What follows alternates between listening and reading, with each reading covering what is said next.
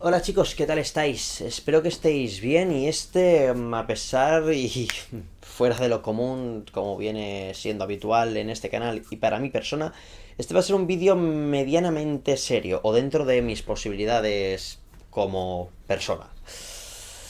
Em, la razón por el que hago este vídeo es porque me he hartado de que tanto seguidores como alumnos me traigan y me envíen vídeos de formas para aprender, formas para aprobar, formas para los 6 trucos, los 6 consejos, las siete, lo que sea, para aprender matemáticas. Y yo este vídeo lo voy a titular La mejor forma de estudiar matemáticas, y también podría la mejor forma de aprender matemáticas, pero no lo sé, ya veré porque me apetece hablar demasiado y seguramente pues separaré el vídeo de formas, de distintas formas o distintos enfoques. En este caso, la mejor, entre muchas comillas, os vais a comer el clickbait, así que ya le podéis dar dislike. La mejor, aquí no os voy a dar la mejor porque no existe la mejor forma de hacer absolutamente nada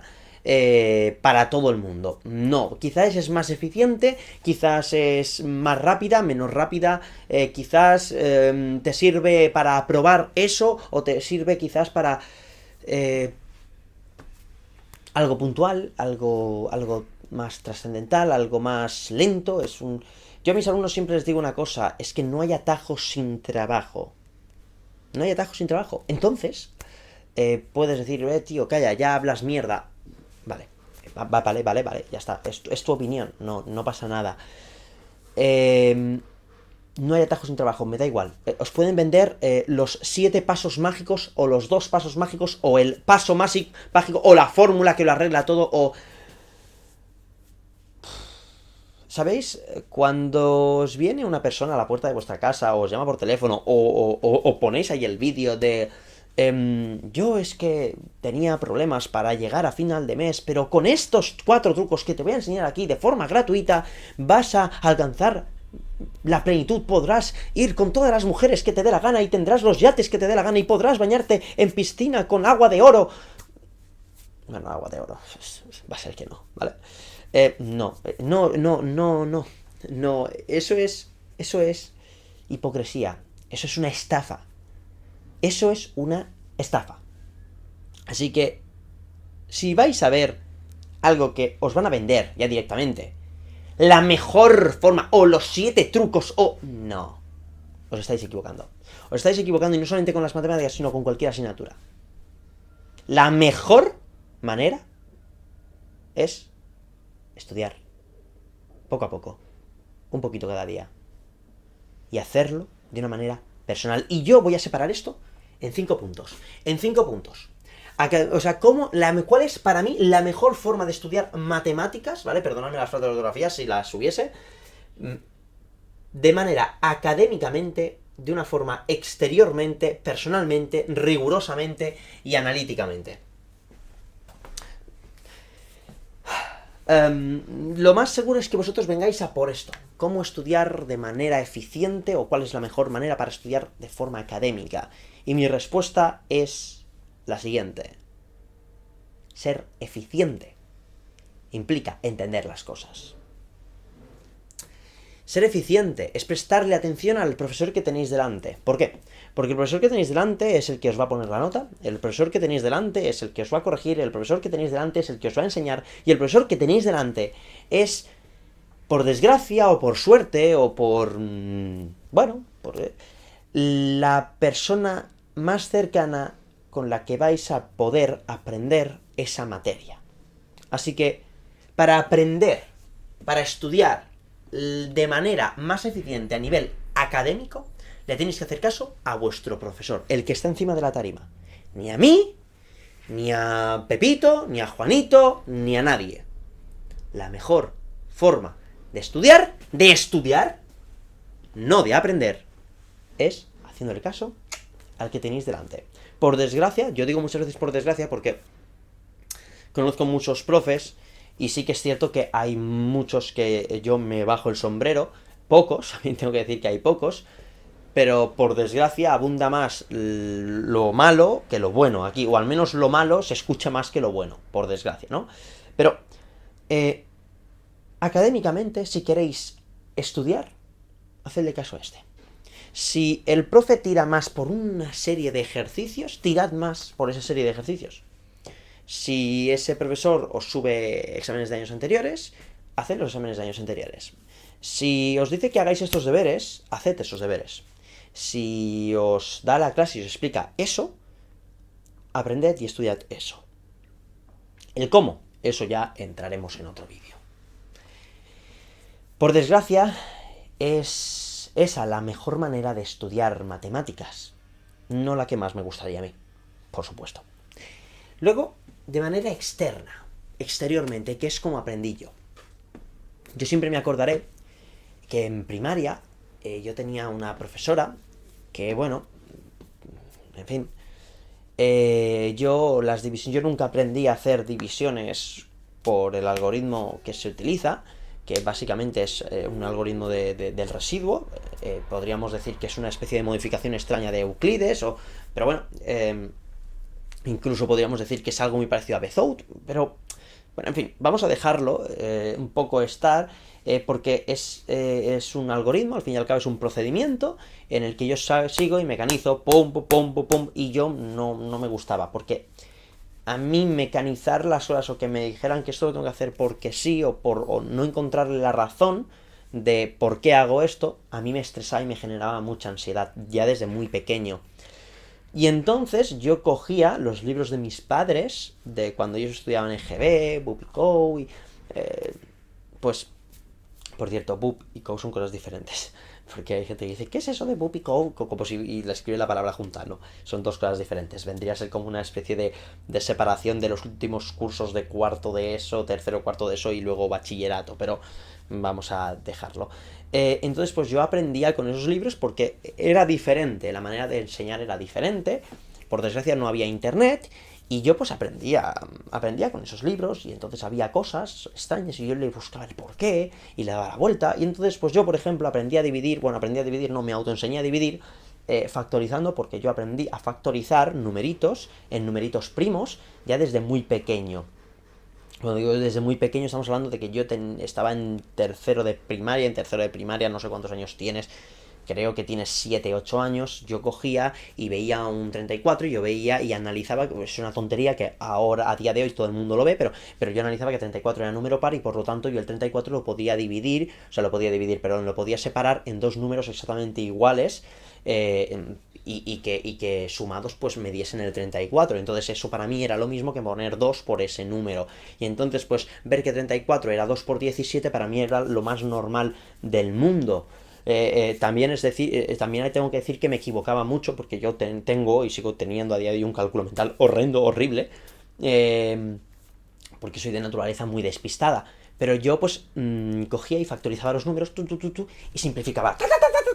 Y luego lo cogía el numerador, lo separaba en términos, y entonces pues yo con el numerador separado ya en términos, que eran o múltiplos del denominador, o eran exactamente igual que el denominador, yo iba 1, 1, 1, 1, 1, sumaba la parte entera, cogía ya básicamente la última parte fraccional, y entonces pues yo ahí pues cogía y decía, vale, si es un tercio, yo sé que era 0,3 periodo. Entonces siempre lo dejaba ahí con el numerito más y más pequeño. Aposta, yo siempre intentaba simplificar lo que podía. Claro, ya me jodía en el momento en el que ponía 1 partido 12, cosas así, porque ya era como, pero siempre me buscaba las artimañas para hacerlo. Y conseguir el resultado, y encima hacerlo incluso a veces más rápido que la propia profesora, porque sí que es cierto que para numeritos muy feos, pues mi forma era muy ineficiente. Pero yo lo entendía así. Yo entendía, y así yo concebí el concepto de división. Lo que venía a ser la división de la cajita, yo, pues no. De hecho, yo aprendí a dividir cuando me enseñaron a dividir polinomios sin el método de Ruffini. Y yo, mira, eso sí es la división. Era muy random. Entonces, pues la mejor manera de estudiar exteriormente es nutrirse de los aspectos que nosotros tenemos fuera. De libros antiguos, de manuales de otro país, de otro lugar, en otros idiomas, porque nos nutrimos de formas de explicar diferentes, de personas diferentes y de culturas diferentes. Las matemáticas explicadas, aunque parezcamos países muy parecidos, porque realmente culturalmente somos muy parecidos, pero países de Latinoamérica explican de una manera diferente, es decir, el concepto es el mismo, pero lo explican con otras palabras, como si fuese otro aura. Entonces, pues a lo mejor yo que no lo entiendo en mi propio idioma, que es el catalán, porque no lo sé, porque o a lo mejor en mi universidad, porque el que lo ha, pues no, pero luego lo cojo, lo veo explicado por esos apuntes de otra persona, de otro lugar, que lo han ido concebiendo de esa otra manera y explicarlo, que es el mismo concepto, que al fin y al cabo las mates deberían de no ser así, es decir, las mates bien explicadas concretan sus argumentos mínimos y suficientes y necesarios para que todo salga bien y correcto, pero es diferente. Entonces, pues, si nosotros queremos nutrirnos y estudiar matemáticas de una forma externa, exteriormente, nos tenemos que nutrir. Tenemos que coger, y aunque sean libros que estén traducidos, pero a lo mejor que son libros de otros países, el concepto, aunque sea el mismo, puede estar explicado de otra manera. Puede estar con definiciones que son iguales pero diferentes. Hacedme caso porque es muy difícil de explicarlo, pero yo me he dado cuenta, y en algo que ha sucedido, por ejemplo, yo cuando estudiaba en la carrera y estaba en álgebra abstracta, yo tenía los apuntes de Cádiz, de la Universidad de Cádiz, y brutalmente yo veía los apuntes y yo digo, coño, tío, es que lo entiendo todo de puta madre. Y veía mis apuntes de mi universidad y yo no me enteraba de nada. Era como... Era como que a lo mejor lo hacían un poquito más masticado, no tengo ni idea, pero os recomiendo eso, que os nutráis de apuntes, de libros, de cosas externas, de apuntes, si estáis en la ESO, de apuntes de vuestros padres, si estudiaron, si no estudiaron, pues nada, de apuntes de vuestro colega, de otro profesor, de nutriros de todo lo que tenéis a vuestro alrededor. No os centréis únicamente en lo que dice vuestro profe. Si queréis estudiar mates, únicamente para aprenderlas y conocerlas de mejor forma. Luego, así es como estos dos puntos fueron los que marcaron mi punto de inflexión hacia las mates, y es a nivel personal. Estudiar las mates a nivel personal. Yo me cogía y me planteaba un problema, una situación en la que yo no sabía por qué esto era así, y a lo mejor podía ser muy absurdo. Y yo podía tener los años que tuviera, me da igual, podía tener 12 años, 13, 15, 20 o 3, pero yo cuando me planteaba ese problema, claro, en mis tiempos, cuando yo tenía 12, 13, 15 años, a partir ya de los 15 ya sí, pero no estaba Google, no era tan fácil como buscar la solución en Google. Pero aunque la tengáis en Google, cuando no sabéis o cuestionáis algo, analizadlo de una manera personal, con los conocimientos y con las herramientas que vosotros tenéis. Analizadlo y lo ponéis en tela de juicio con esos conocimientos que vosotros tenéis. Y elaborad conocimientos nuevos a raíz de vuestra lógica, de vuestras proposiciones. Si el concepto y la demostración luego falla, será porque vuestras hipótesis eran falsas y por lo tanto habréis aprendido que eso que ahí pensabais que era cierto no lo es. Entonces, pues, yo siempre me acuerdo de cómo yo, como un moco, un niño, un moco, demostró el teorema de Pitágoras sin saber que era el teorema de Pitágoras, en sexto de primaria, pintando las baldosas de mi colegio con tiza. A ver, el proceso fue muchísimo más largo, es decir, yo en las clases de música me ponía a pintar yo los cuadraditos de... Y yo, pues, bueno, pues yo suponía que un cuadradito medía un cuadradito y ya está, porque en ese momento tú piensas, es que es difícil ponerse en la piel, pero un cuadradito era un cuadradito para mí. ¿Qué coño? Un cuadradito así, es lo mismo, es un cuadradito. Hasta que yo dije, uff, tío, es que este cuadradito es más largo que este yo, ¿pero por qué? Entonces empecé a jugar ahí con la suma de cuadraditos, luego la diferencia, y decir, me cago en la puta, luego un triangulito, luego en vez de separar... Y yo, buah, hasta que llegué al punto de concebir la distancia de la diagonal de el cuadradito, de manera gráfica.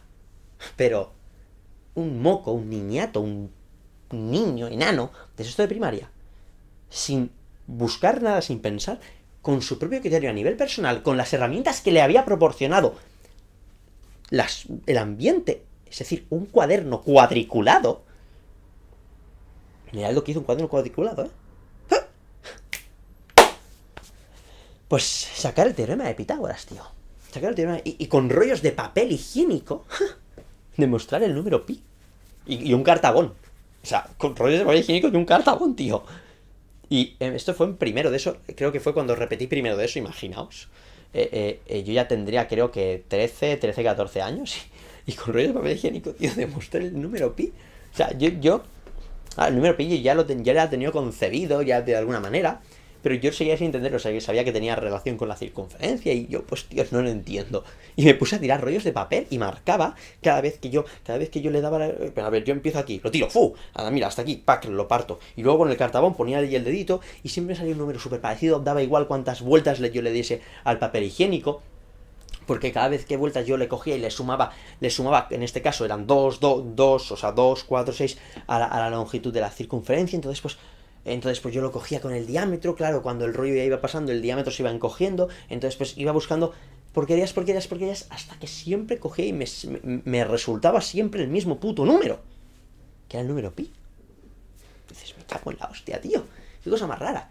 Entonces, la mejor forma de estudiar matemáticas es cogerla a nivel personal, inculcártela, ¿vale? Luego, rigurosamente. ¿Cómo podemos aprender matemáticas rigurosamente? Cogiendo manuales que estén escritos por matemáticos. No por payasos pedagogos que enseñan mates con trucos de mierda, ¿vale? No por payasos que digan, aprende mates en 5 pasos. Mis cojones, no.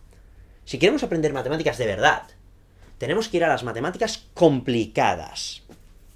Porque sí, como he dicho al principio, no hay atajos sin trabajo, ¿vale? ¿Quieres aprobar rápido? No te quiero a mi lado. No, yo no te quiero a mi lado. Si quieres aprobar rápido, si quieres aprobar con fórmulas, te coges y te piras. Así de claro. Esas no son mis mates, ¿vale? Esas no son mis mates. Las mates son de todo el mundo, son gratis, son para todo el mundo y todo el mundo tiene derecho a hacer mates, obviamente. Pero esas no son mis mates. No son mis mates. Pero sí que es cierto que hay una cosa que esa es 100%. Son las mates y las mates de verdad. Las mates de verdad.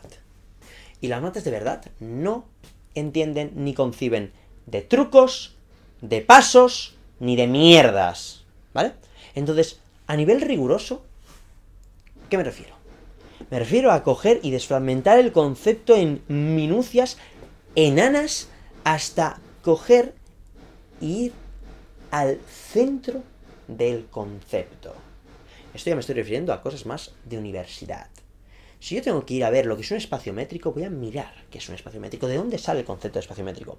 Si yo tengo que ir a ver un espacio vectorial, tengo que mirar qué es un espacio vectorial, de dónde sale y por qué se concibe el concepto de espacio vectorial, cuáles son las condiciones y por qué son esas condiciones las que hacen que un espacio vectorial sea una base. O tengo que ir ahí. ¿Y eso cómo lo conseguimos? Con material riguroso. Y el material riguroso está escrito por matemáticos, ¿vale?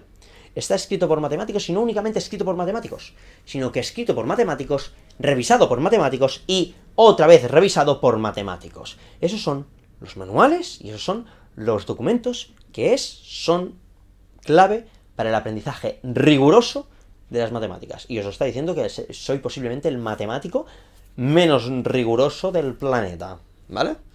Pero bueno, eso es lo que tenéis que hacer. ¿Y yo qué libros os recomiendo? Pues mira, yo los que tengo más a mano son los manuales de la UNED, que están muy bien, mejorables, como todo, pero están muy, muy bien. Y no son matemáticas, ¿cómo se llama esto? No son matemáticas divulgativas, no, ¿vale? No son matemáticas divulgativas, son matemáticas, bien, son matemáticas rigurosas. Y luego a nivel analíticamente está concebido de una manera muy pasional, es decir, junta estos dos conceptos. Cuando yo he dicho que cogerlo a nivel personal, os fijáis que yo contaba cuadraditos baldosas, o yo tiraba rollos de papel. Eso está muy bien.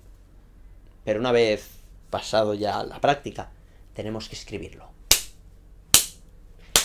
Y esos experimentos que nosotros realizamos, o esas ideas que nosotros fundamentamos en nuestra cabeza, hay que escribirlas, hay que matizarlas y hay que formalizarlas. Idea clave. Formalizarlas. ¿Y cómo las formalizamos, esas ideas que nosotros hemos aprendido de manera personal? Con el rigor. Con el rigor. Estudiando matemáticas de verdad. Con el rigor matemático. Tú me puedes mostrar un texto matemático o una manera de entender un concepto y puede ser poco riguroso, pero puede estar perfecto. Puede ser perfecto, ¿vale? Pero hay minucias que, para que me entendáis prácticamente todos, podemos decir cualquier número partido cero es infinito. Eso es falso. ¿Un número partido cero puede ser infinito? Sí, puede serlo. Pero para que esa definición sea cierta, escandalosamente cierta, tenemos que decir que cualquier número que sea estrictamente positivo y distinto de cero, partido cero. Entonces, eso, analíticamente, si lo estamos analizando y viendo desde un punto de vista analítico por medio de un límite, entonces esa expresión nos dará como resultado, infinito, ¿vale? Porque si yo cojo un número y digo 3 partido 0, eso es que no existe. Desde el punto de vista algebraico, o incluso desde el punto de vista aritmético, eso es que no existe, no es infinito. Infinito es desde el punto de vista analítico. Y ojo, un número partido 0 únicamente será infinito cuando el número de arriba sea distinto de 0 y no sea negativo. Porque, ¿qué pasa? Que eso puede darse en distintos conceptos, en distintos... Y vamos a suponer que esa expresión que yo estoy poniendo es simplemente eso. Es 3 partido 0. Y no viene de ninguna expresión funcional, es decir, no viene de ninguna función dada. Simplemente es 3 partido 0. Entonces podríamos afirmar de que es infinito, sí. Pero ¿y si esa expresión dada viene por 2 más x partido x menos 1?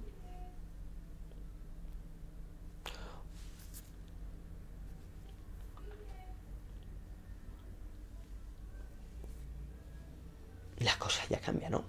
Y incluso más fácil. Si yo tengo 3 partido x, ¿eso es infinito o es menos infinito? Porque cuando el límite de x tiende a 0 por la derecha, sí, puede ser infinito. Pero cuando el límite de x tiende por la izquierda, es menos infinito. Mala suerte. Entonces, pues, esos son los pequeños matices de rigor que hay que enseñarle al niño, a la persona que está estudiando. Que ojo, esos pequeños matices de rigor, yo soy el primero que me los paso por el arco del triunfo, manteniendo obviamente mi mínima línea de matemático, porque soy matemático, pero, yo soy consciente de que muchas de las cosas que yo suelto por la boca a veces me duele un poquito en el corazón, porque yo sé que no se cumplen siempre.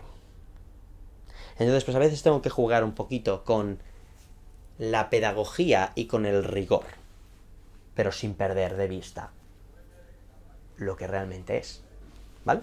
Así que cuando yo me estoy refiriendo a nivel analítico, es poner en tela de juicio absolutamente todo. Concebir las matemáticas de manera rigurosa y de manera personal. Y estas serían las mejores formas que tengo yo para estudiar matemáticas. Ya está. Es eso, ¿vale? No esperéis un top de 7 puntos ahí súper majos, pero esa es básicamente, pues, mi idea de cómo estudiar matemáticas. Un besito a todos y nos vemos en el próximo video.